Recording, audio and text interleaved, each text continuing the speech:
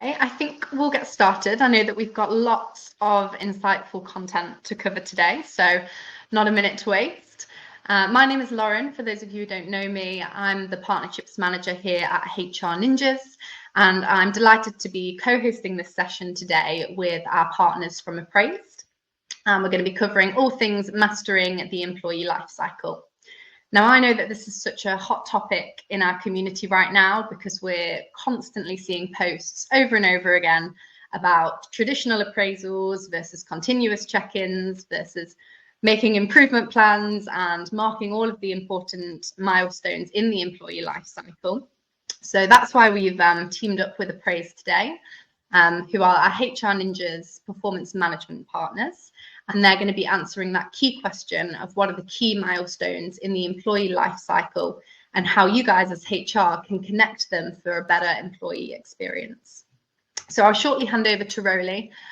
He is the founder of Appraisd, and he began his career as a business analyst at Goldman Sachs, designing global online HR tools. It was this experience that inspired him to design and launch Appraisd, which is now used by tens of thousands of employees around the world, and also some of our own ninjas as well. We've had really great experience from them. We're also joined by learning and organizational expert Mark, who has been working in talent, learning and organizational development for over 20 years. And Mark's direct experience leading teams through awkward performance management processes has led him to build a career in talent and learning for international businesses. And of course, to draw on the direct experience of HR professionals, we're also joined by the lovely Nicola, who is People Director at Welcome Break, and Karen, People Director at Canal and River Trust, who will come to you later in the session for a panel discussion. As always, we'll be recording the session and we'll send out the recording to everybody.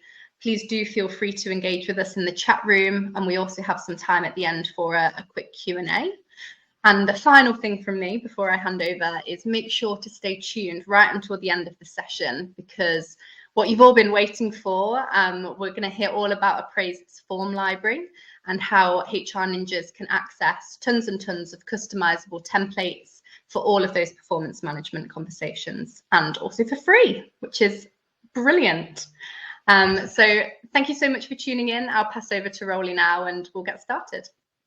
Fantastic. Thank you so much. A lovely introduction, and great to have so many people online today. Yeah, for those of you who don't know about Appraisd, it's an employee performance management platform that, well, our aim really is to help managers and employees get the best from each other. That's really what we're trying to do. And we're trying to do that through the sort of medium, if you like, of performance management. So we're trying to make things like having regular conversations and check-ins, giving and receiving feedback, just incredibly easy and deliver genuine value to managers and employees so that they use it. We know that there are a lot of accidental managers out there as well who sometimes need a bit of help. So we're trying to help them as well. We give them something to hold on to as they're going through the process. And while you may know about Appraisd for its sort of regular continuous performance management support that it provides its clients, setting goals, giving and receiving feedback and all of that. We also offer solutions around these life cycle events. That's what we're here to talk about today. And the ones that I'm particularly interested in are things like the first 90 days for an employee, or when a manager becomes a manager for the first time, when things start to go wrong. And we're talking about performance improvement and realignment, and also when people leave the organization, how you can learn from that process and improve your own organization on the back of their feedback. So yeah, these are the things that we're here to talk about today. At the very end, I'm also going to show you the form library as well, and then you'll get the link to it as well, so you can go and have a look and see what we've got.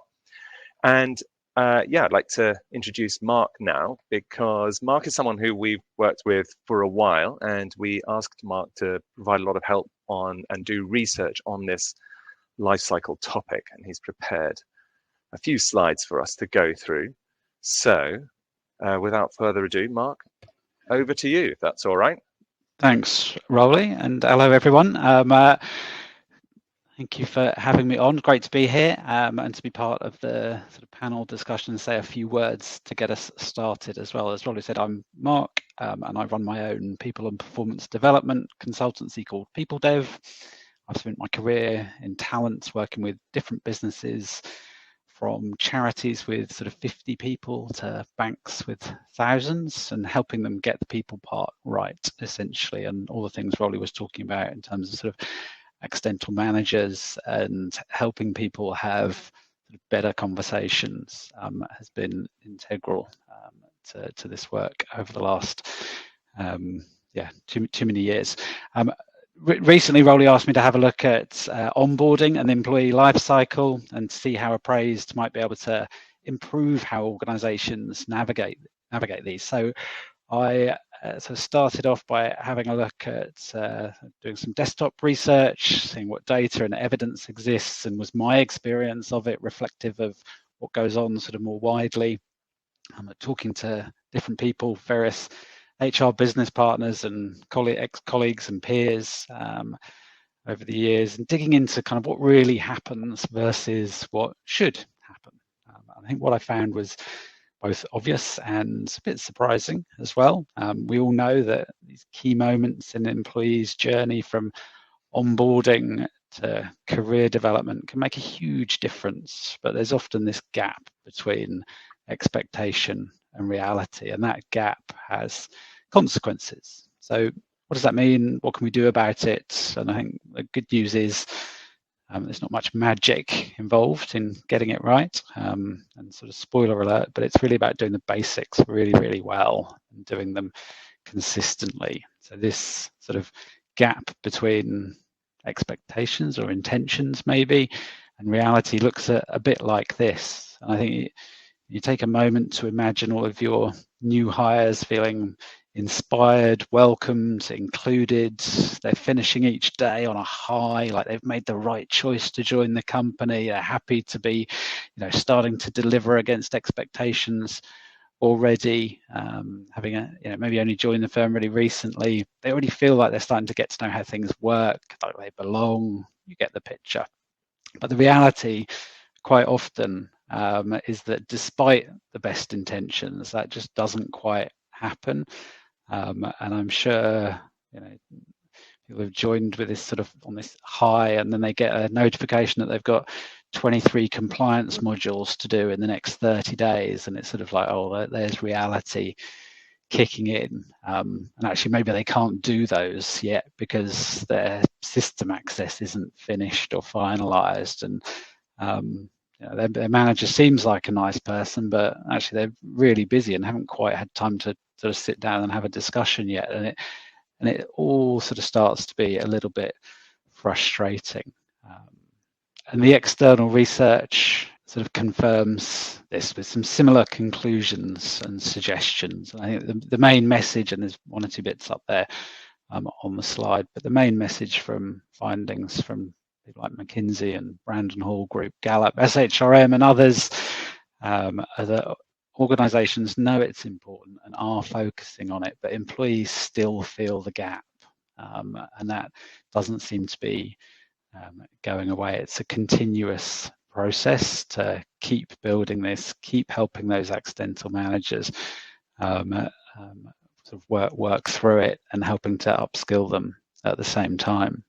So what's the answer? Well, Google, in true Google fashion, did a lot of research into it and came up with something really surprisingly simple. And they discovered that by sending managers a simple email before a new hire's start date, I think it was time to go out sort of on the Sunday, with people joining on the Monday, reminding them of these 5 key onboarding actions. And just by doing this, increased new hire productivity by 25% and reduced time to full productivity by a month. And those sort of 5 simple actions up there. And this is what I mean when there's not a lot of magic to some of this. It's a sort of simple but structured approach, and small, well-timed interventions can have quite a significant improvement on onboarding effectiveness.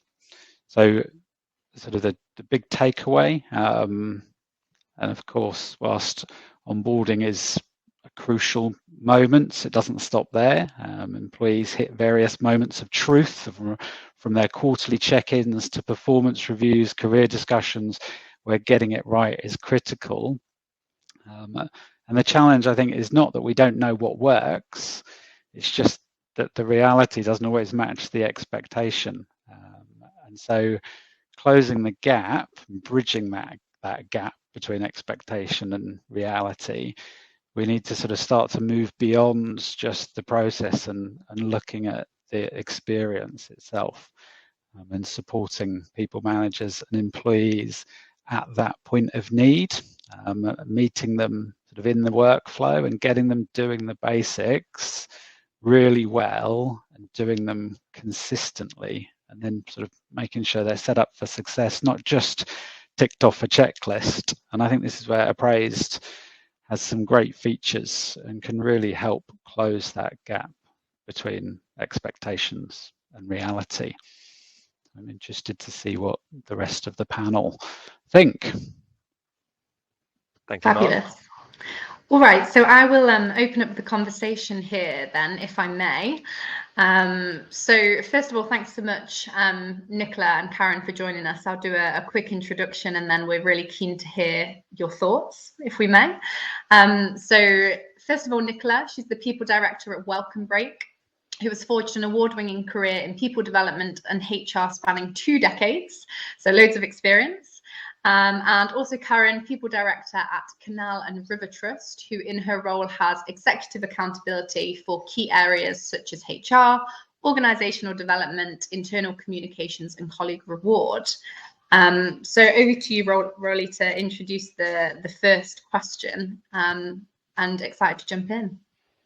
Cool, thank you very much. And yeah, thank you both for joining the panel. So, as I mentioned at the beginning, I think one of the things I'm particularly interested in is this first 90 days. If we think about the employee life cycle, the first 90 days, and I think we all know that it can have a huge impact on that person's continued performance and engagement with the organization, and getting that right, you know, right down to the first day, as Mark said, or the day before even, you know, is so critical. But yeah, certainly I've been places where the managers sort of almost moved on. They've made the hire, sent out the offer letter, person arrives, but obviously there's another priority has come up, and you know they're a bit distracted and so on, and you know sometimes doesn't give the best experience for that person joining. I'd just love to know, and maybe Nicola, perhaps we'll start with you. What sort of experience do you aim to provide for an employee joining the organization? You know, what do you think is it that is going to get them sort of coming in at the right level and excited, enthused, motivated, and with, you know, good, clear expectations? Yeah. So for me, a good start and a really good onboarding starts with a really good recruitment process. But we're not going to talk about that today. But I think, you know, how well you engage someone pre them starting starts before they start. So we certainly have an expectation that a line manager gives them a call and stays in contact with them. So notice periods can be anything from sort of somewhere between 3 and 6 months before they're going to join us. And in the very best of scenarios, a week. And so that's a really long time. You spend a lot of money and time investing in the recruitment process and bringing somebody on board. So that kind of connection piece between starting and their offer and starting is kind of crucial. So, and there's a few people that we would like to see involved in that. And certainly if they're going to start on a Monday, we'd like to see the week before whoever is going to be their buddy, because we work on a kind of, certainly at our head office, like a buddy system, somebody from a different department or something that's sort of more knowledgeable in the business that they can go to and kind of go, hey, I don't really get this, what's going on? And so that onboarding piece for us is really important. And certainly if I'm recruiting in my own team, anybody that joins my team has kind of got a minimum induction onboarding of about 4 weeks. And that to me is critical, because if you crash that too early, you never get that time back. You never go and revisit what you didn't do on your onboarding. And you always do it, oh, it's fine, I'll cancel that meeting because I'm keen to get going. I won't go to that meeting, I'll do that instead. I'll do that bit of work that's being asked of me.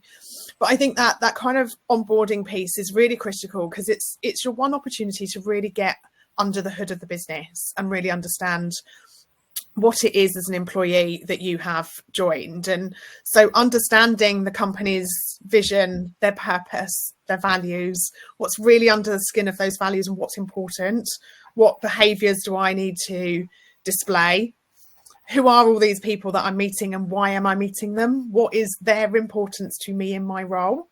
So we want to lay that out when we're setting up our kind of onboarding process. And the key stakeholder meetings is, you're meeting this person because this is the role they'll have to play in your role in the organisation.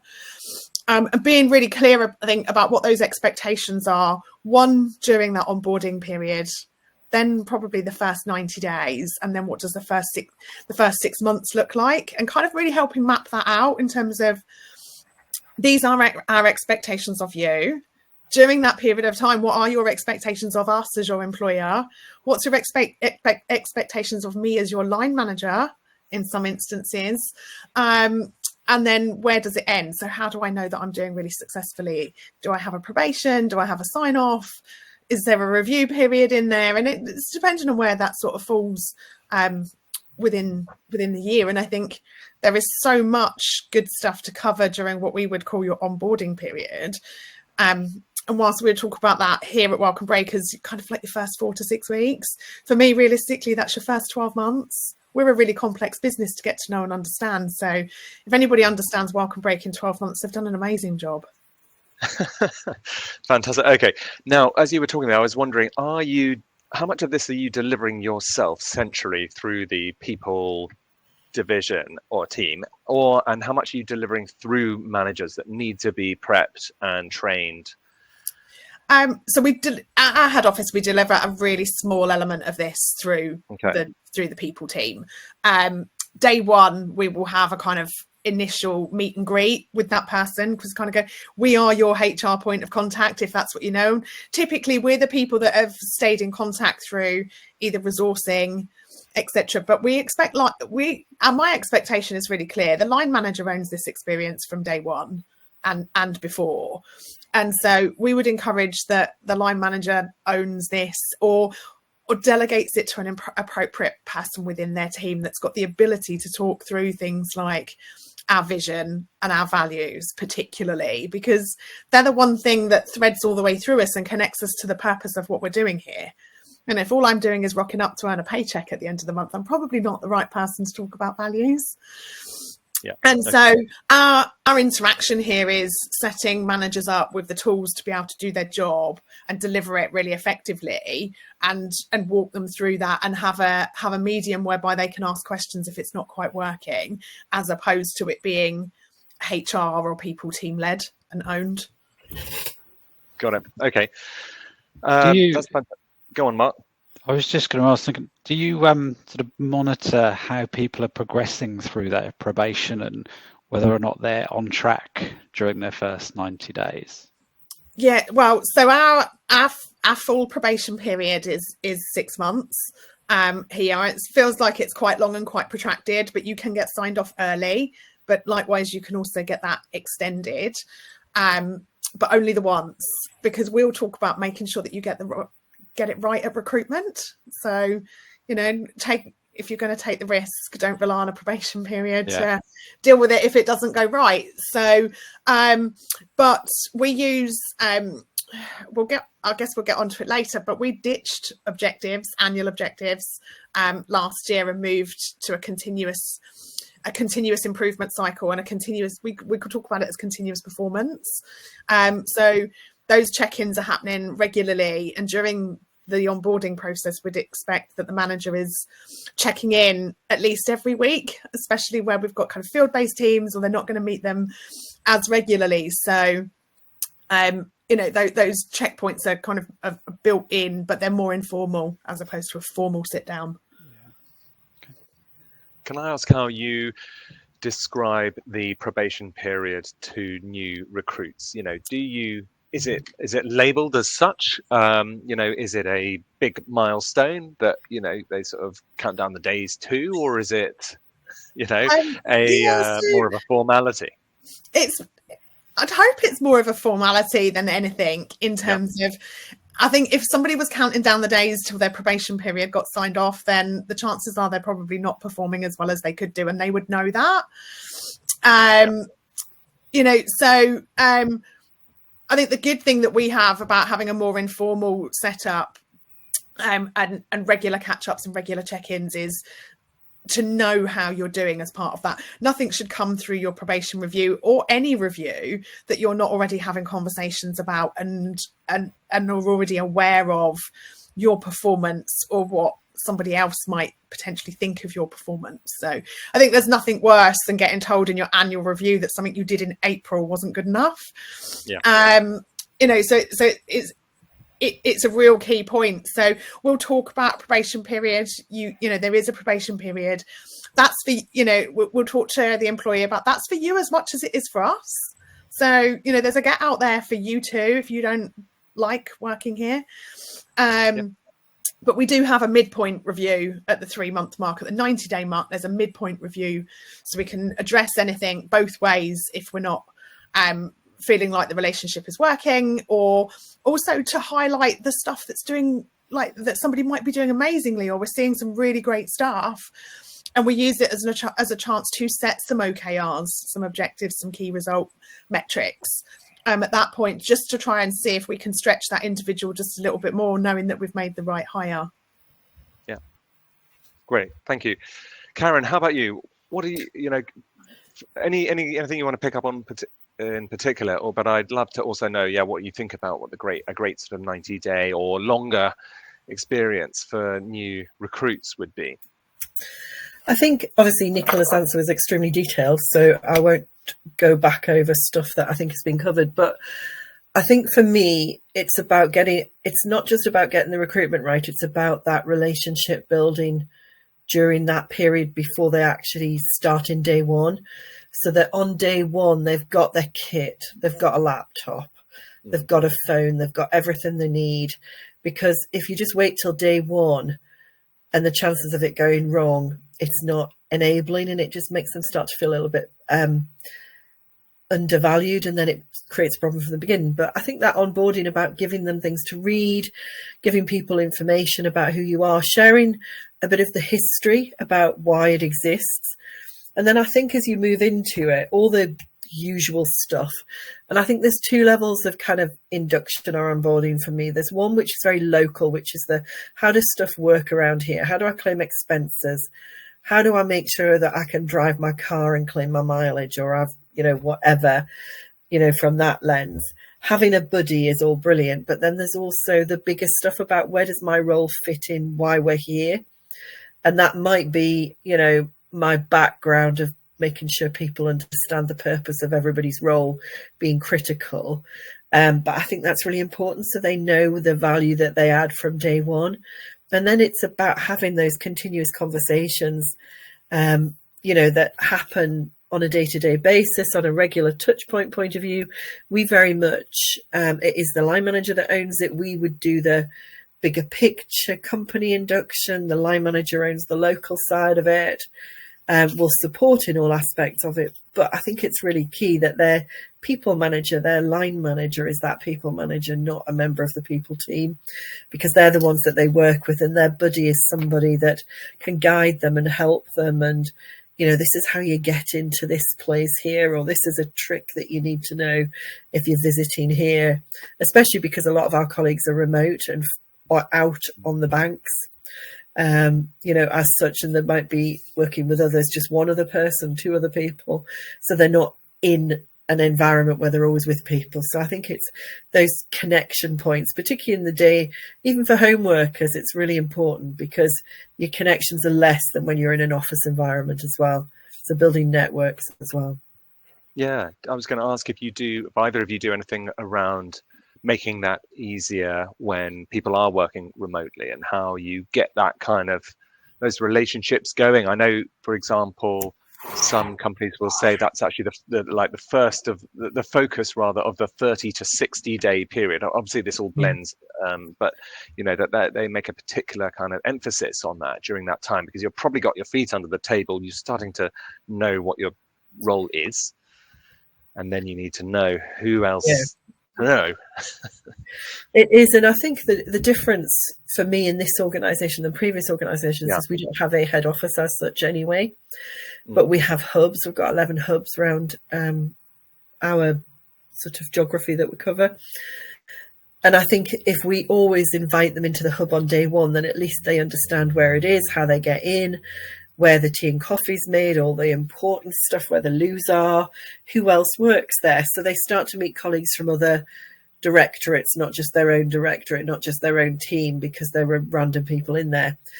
I think the reason we do a, call it, I don't know, there's a better way to describe it, we do a trust-wide induction, is because then they get to meet other new starters from across the trust. We run about 6 a year, so they're not always straight away, which is why they have a local induction, but it's about starting to build networks. And it's something we've actually been talking to the colleagues about, because they say to us, how do I find out who somebody is?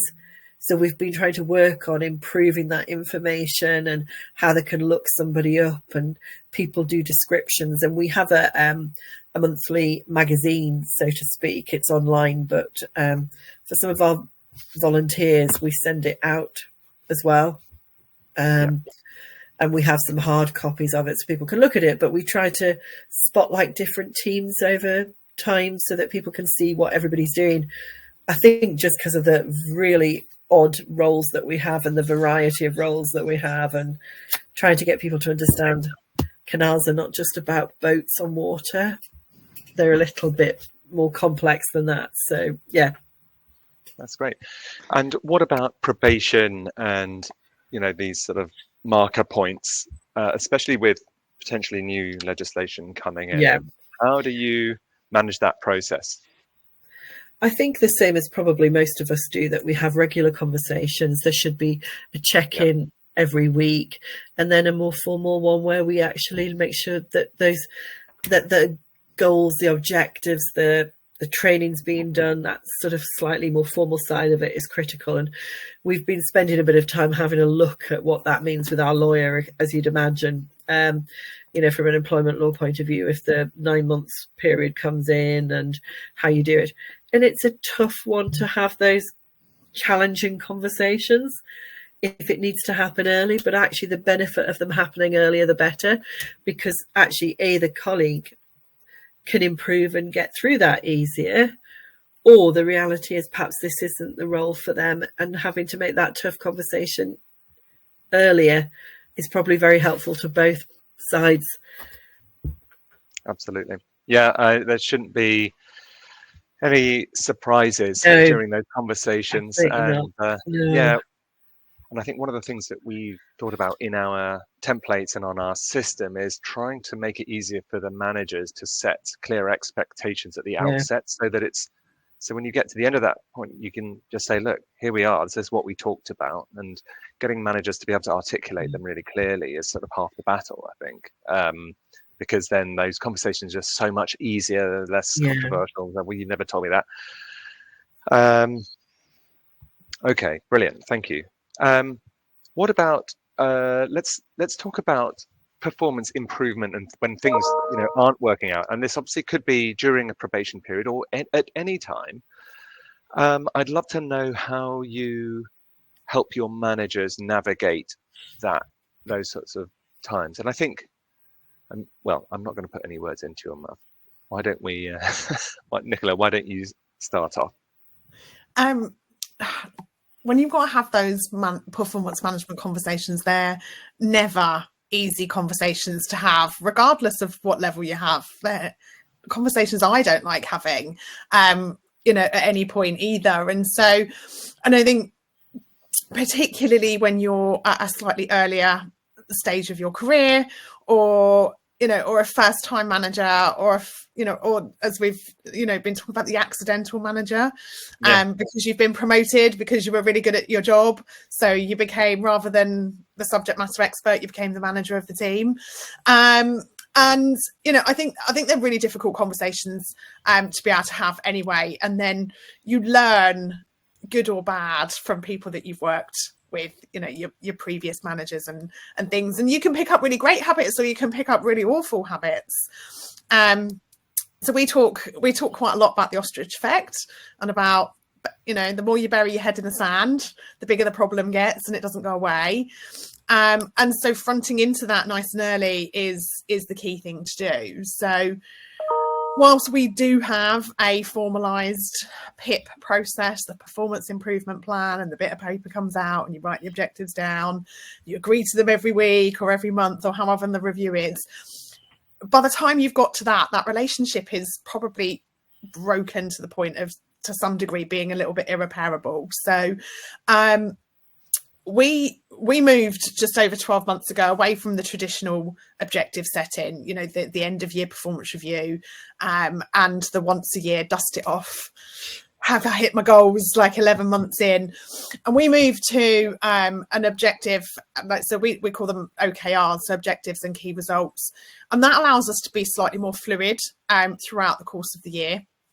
So as an objective gets hit because you've hit a key result, we tick that off, right, move on, what's the next thing? And we're constantly updating them to keep them going. And because we talk about continuous performance, and that continuous performance can be good or bad. What does that look like? So if people are performing really well, how do we stretch them further? How do we keep them engaged? How do we keep them motivated? How do we keep them on track so as not to lose that momentum? But when people are not quite performing at the right level, those monthly check-ins, and we document them as well, in terms of how are you getting on with these, allows people to air any concerns that they've got, or share any worries that they might have, or what it is that they might be finding difficult. And so when we come to prepping those managers, we give what we would call OKR training, but just like we're doing today, we hit the ease, we didn't want to do it 25 times over however many times a year we needed to do it. So we recorded a session and we stick it on our communication platform and say, right, we've broken it down for you. And actually, here's a 20-minute podcast that you can listen to of Stevie, our talent development manager, talking about OKR setting and the value of a really good conversation. So it's making use of all of those tools that are available to us to kind of bring them to life for everybody. Yeah, absolutely. I love that.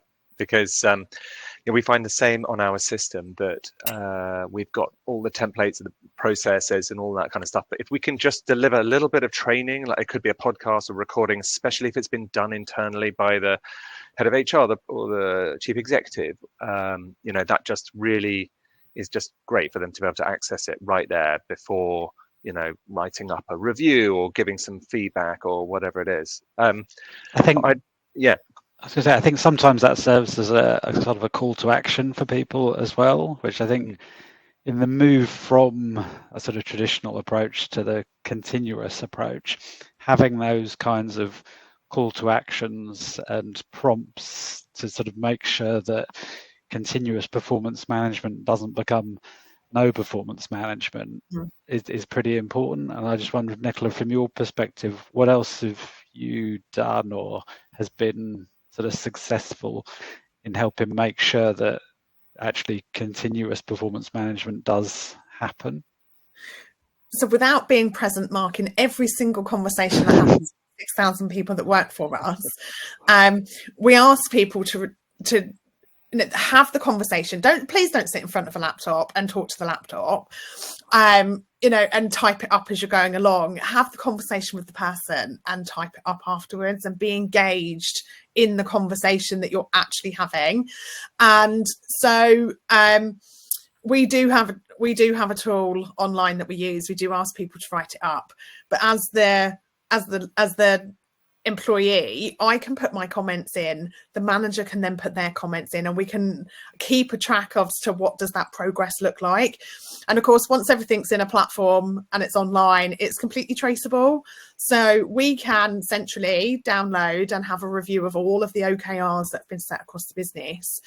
But what it does mean is we can also set them across the business as well at the same time. So we can have a check-in and go site by site. This site's using them, this site's not.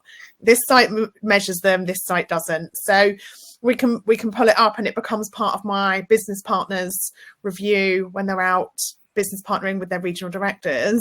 Let's have a look at how your team are getting on, and this is one of the things that we would draw upon. Yeah, great. So like a quality control piece in there as well. I'm sure they won't appreciate me calling them quality controllers as partners, but yes, that's effectively, yeah. Okay, cool.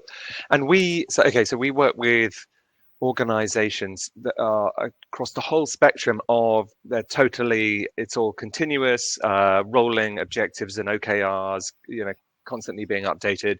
Absolutely kind of they sit in front of a computer all day long, and it's a very natural just to do a little update here and give some feedback.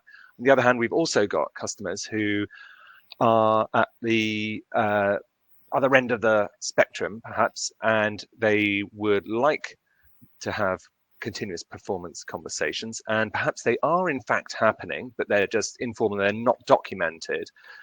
And we try and kind of meet customers where they are and take them where they want to get to. But Karen, perhaps this is a good time to bring you in, because I know that you've done this at a number of different organizations, and you've tried to find a solution that works for the Canal and River Trust. So what have you gone with? I think it's like everything. It's great to have everything available to you, because then you've got the tools to be able to take from it as you need. When I joined the Canal and River Trust 3 years ago, whatever it was, we had a performance process in place, 5 ratings. Everybody was quite highly rated. This is obviously a closed environment. So I'm sharing openly, and I didn't see the business performing in that way. So it wasn't reflective of the way that we were performing from an ongoing basis on, KPIs, if you look at them from a financial lens, etc. So there's something disparate, that all of it has to flow. It has to match up. So everything, your objectives, how you set them. For me, it's always we do a 3-year business cycle. We do a business plan every 3 years. We've got a 10-year strategy, and we manage 15 years because we have such a lot of money to invest from a heritage point of view, and we have to plan that far out because of some of the regulation. I know hard to understand with canals and boats, but it's to do with reservoirs and regulation. So there's lots of different moving parts that are quite complex. So how do you make sure that everybody's objectives flow from that critical point? So we actually stripped it back and took it back to basics almost. We stripped our ratings down to 3 so that it was really, really straightforward, apart from new to role, obviously. You're either need improving, you're performing, or you're overperforming, just so that we could actually focus less on people trying to put themselves somewhere and focus on actually the real honesty coming through in a great conversation. All of our training and development is focused around about the conversation. And I think I probably referenced that a little bit when I was talking about onboarding, about some of those, how do we gear line managers up, people managers up to be able to have those great conversations. My talent development team run those sessions. We've got online tools to support as well, and we've got videos, as Nicola suggested. But I think that the real benefit comes from the conversations in those sessions, peer-to-peer, of worked and lived examples. And one of the things we've been complementing it with a wee bit is some training from a legal perspective as well, about some of the harder decisions that you might need to take, and how do you take those confidently, because of that accidental, we've got a lot of accidental managers. So how do we re-equip them as we've done? And I think by the program of development that we've put in, so we've got your stepping into management, your people wage, which is your core management skills, moving into leadership. We've now got a program that levels through. So you don't just have it once, you have it several times throughout that training as a line manager, so that it's something that evolves and reiterated. And again, you get that peer-to-peer conversation going.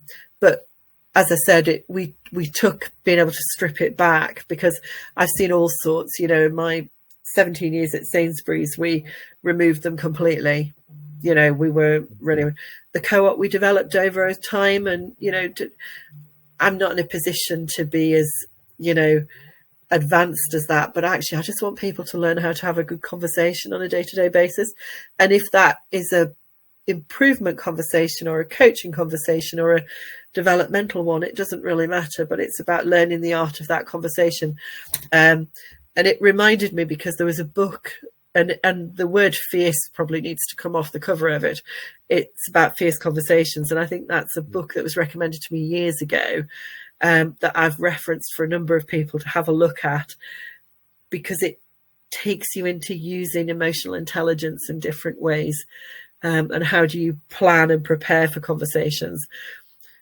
I'll try not to blather for too long, but I learned many years ago off a brilliant leader about emotional intelligence, and all the basic stuff about actually choosing how you're going to be going into the conversation. So for me, it's not just about following the process, it's about the manager preparing themselves and thinking, how do they want to be and equip themselves because of the individual they're dealing with, and how that individual takes feedback.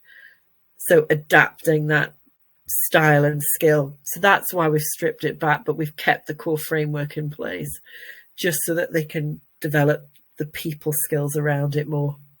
Sorry, that's a very long-winded, leathery answer there. But, and actually, it's really interesting, because often when we're having this conversation, we end up talking about emotional intelligence and manager skills and giving feedback in particular. And another book that comes up quite often is the Radical Candor.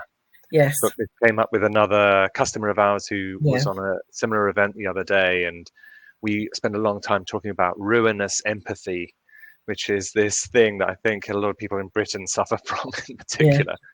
The idea that you're really doing someone a disservice if you're not giving them some feedback that could really help them move forward and develop, and they could just be mystified why they're never really kind of getting the opportunities that they want otherwise. I do think that's interesting.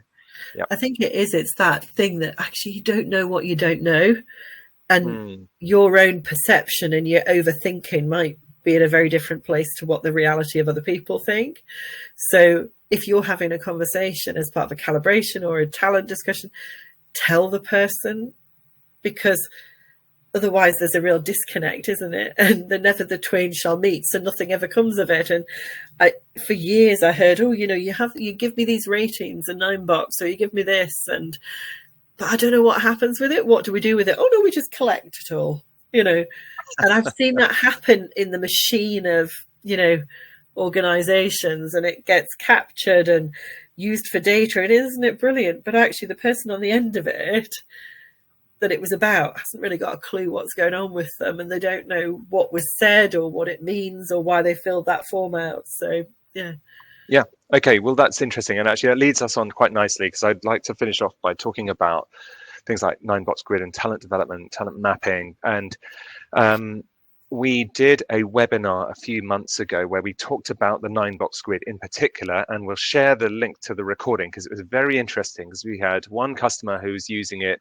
in one particular way, and another who was using it where they would share the 9-box position with the individual.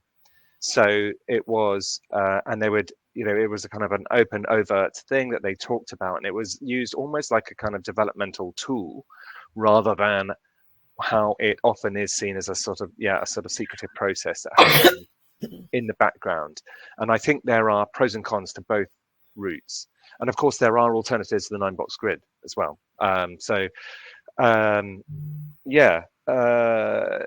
Nicola, you use a 9-box grid, I believe. Is that right?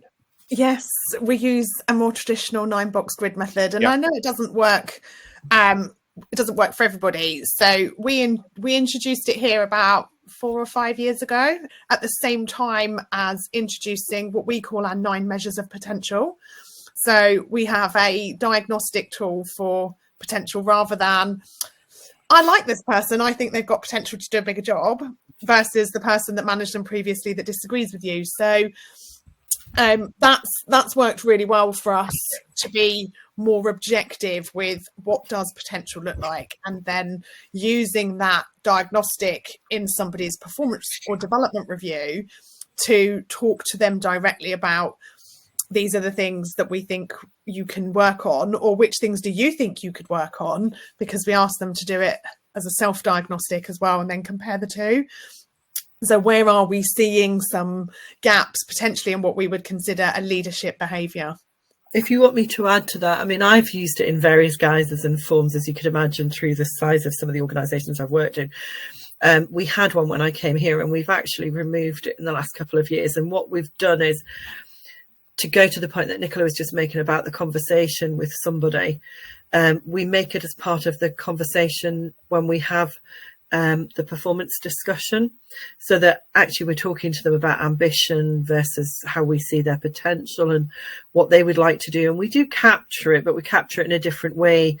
So we just have 3 different headings. That's about somebody that's really comfortable with what they're doing, but they like to be great in it. Somebody that could maybe, you know, they've got ambition to maybe do something in a different way, learn in a different way, or somebody that would like to progress as well. But we really capture it as part of that. That whole challenge about disclosure and non-disclosure has always been the issue about, oh, you collect it all, but what do you do with it? So if you're collecting it and you're rating me, and everybody knew it existed, so it being hidden was a bit of a misnomer, really, because everybody wanted to know where they were because they knew it existed. So I think it's always a challenge, and it plays, it's like everything. It's part of that toolkit that you pull on when you need something, and as appropriate to what you want to do and how you want to use it, isn't it? That's right. And it doesn't have to be a blanket thing that happens all the time for everyone. You can use it, you know, whenever appropriate. And actually, we've got some great guides produced by Mark on the sorts of things that you might want to consider if you are thinking about introducing something like a 9-box grid or other talent management processes, you know. And also we've also got guidelines that you can give to managers as well who might be doing it for the first time, because managers do need to be adequately prepared. What I'm going to do now is I'm going to show off our form library, which will add a bit more kind of detail to, I think, one of the things to what we've been talking about. This is our new form library that you are seeing for the first time. And what we've done here, so we've been working with our customers for over 12 years now, and kind of really understanding how different organizations do things. We obviously asked Mark as well to do some research, and we've put everything that we've learnt over those years into a set of templates that you can have a look at and use and get inspiration from. And if you are already a customer of ours, you'll know about our sort of more regular reviews and templates. If you want, you can also obviously do check-ins and so on. We've got the realignment check-in here, for example, is when you think someone, you know, might be sort of heading off in the wrong direction effectively. And well-being and buddy check-ins and all of that kind of thing. So feel free to have a look at that, and you'll see for each form we've got some guidance on when you should use this, why it might be applicable to you or why it might not be. And then if you scroll down, you'll see the actual questions here for the individual or their manager to complete. But the new tab I want to show in particular are these Lifecycle ones. So here we go. This is a new starter onboarding. So you might do this within the first 2 weeks. So once someone's a little bit settled, they know where everything is, got their, you know, systems set up, you can have one of these and sort of lay this on for your managers to use. And it just asks about, you know, how that person's feeling oriented at the beginning of their journey with the organization. What were their kind of expectations, observations, and, you know, just what should we do next week, that kind of thing. Really nice and simple. And then as you move on, you might use something like this 30-day one, which is really just about like, how's the last 4 weeks gone, clarifying the expectations so that we make sure that there's no nasty surprise in the probation period. And again, we've got lots of guidance, and there's more, in fact, than this. We've got sort of articles on our website as well that we link to that you can put in front of managers as well and employees, you know, how to make the most of your first 90 days. So all of this is available to have a look at. You'll see it looks sort of slightly systematized because this is running on our system. So if you want to copy it, put this into Word, you can. 90-day review, here we go. So this one's yeah, a little more about, right, let's take this a bit more formally and you know, see how those last 90 days have gone, or perhaps this one here where we might be asking the manager to make an assessment of whether or not this probation period, you know, means continue with employment or not. So we'll send the link out to this a bit later, and please do have a look. I hope you find it useful. One other thing, talent development, here we go. So this is where we put in things like the 9-box grid, and we've got the questions that will ask you to help the manager identify whether or what sort of level this person's aspiration or potential is as well, to make it easier than just sort of sticking someone in a corner of a 9-box grid. So hope everybody finds that useful. And then we've got a few minutes left, so I was going to ask if we've got any questions for any of our panelists or for Mark. There's a question there. Do we need to be members of Appraisd too? I can't read the bottom of it, but you will be able to access this page without being a customer of ours. So do take a look. I have a quick question, really, just from monitoring the group around this discussion and what has been kind of the hot topics. We've talked a lot about onboarding and performance improvement plans and monthly check-ins. One thing we didn't really touch on was exit interviews and whether we feel that they're massively important and what the benefits or challenges are of exit interviews. So I wonder, maybe Nicola or Karen, if you could give us some insight into your organisations and whether exit interviews are something that you work in. Yeah, I'll pick that up first. Yes, we do. I find any of that listening really, really valuable. I think it's really key to understand why people join you, why people stay with you, why people leave, because it's not all. Perception is the worst enemy to us if we're not careful. And I think just having a really great conversation with why they've joined, how their experience is going, why they stay with you, and then also why they leave you as well, because then you can only improve, you can only learn and improve from it as well. And I think some of the feedback that we've had, particularly in the stay and the new starters, is that people feel really valued. We've just introduced a new starter listening group for those that have been here a year. And between myself and the chief exec, we take it in turns to do that. So we just want to listen and say, what's it feel like now you've been here for a bit longer? Do you feel part of it? Do you feel engaged? And the same, we capture people as they resign, before they leave, and then once they've left, and we do a survey as well, just in case there's anything that they didn't feel comfortable saying. So fabulous, thank you. Don't know, Nicola, if you want to comment on yours. Yeah, we've not mastered the exit interview, so we send a survey out. We don't get very good uptake on it, but that's for our kind of site-based team members. We have less than 10% turnover in our head office, so we actually get the opportunity to less formally find out why people are leaving, I guess. So we don't have a formulated process for exit at the moment. Do we have time for one more? Nicola, I know you've answered this already, but Mark, I know that you've done this. Rolling out onboarding and different onboarding processes for different regions around the world. For a global company, we have faced the challenge that onboarding across regions need to be very different based on legislation and cultures. Has anyone found a solution for that? Yes, I've looked at this in the past, and it was about looking at it to see what you can do that's globally consistent, but which bits you need to make regionally specific, but that creates a consistent experience for the new joiner, whilst addressing some of the, I guess, regional elements that are always going to be a little bit different, but effectively sort of looking at it as a matrix and working out what can you do that's consistent globally, and then where do you need to sort of dip into the detail regionally, is probably the shortest possible answer I could give you on it, but worthy of probably another session, I would imagine. It's pretty much the answer that I gave as right. well. I have a team that are based in the northwest of the USA, so they're based out of New Jersey, but we operate in something like 19 different states. So we've got federal law and state law to contend with as well as part of that. And so we have some kind of, here are our basic minimum criteria, this is our basic requirements.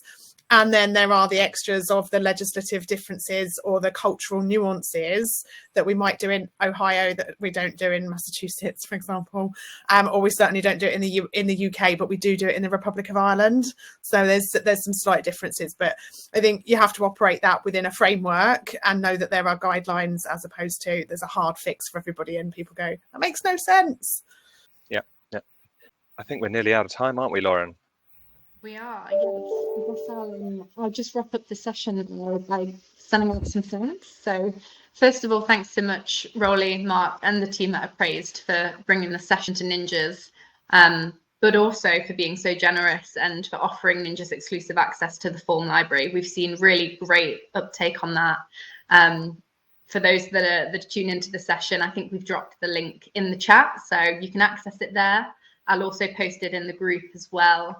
And there's loads and loads of customizable templates in there for all of the performance management conversations, completely free to Ninjas. So please do use them. Thanks so much also to Nicola and Karen for joining in on the conversation today and bringing your expertise and real life experience to the session. I think that's super valuable. And finally, thanks so much to everyone for tuning in. Have a lovely afternoon, and we'll see you in the next one. Thank you very much. No problem. Thanks, guys. Bye-bye. Thanks a lot. Bye. Bye.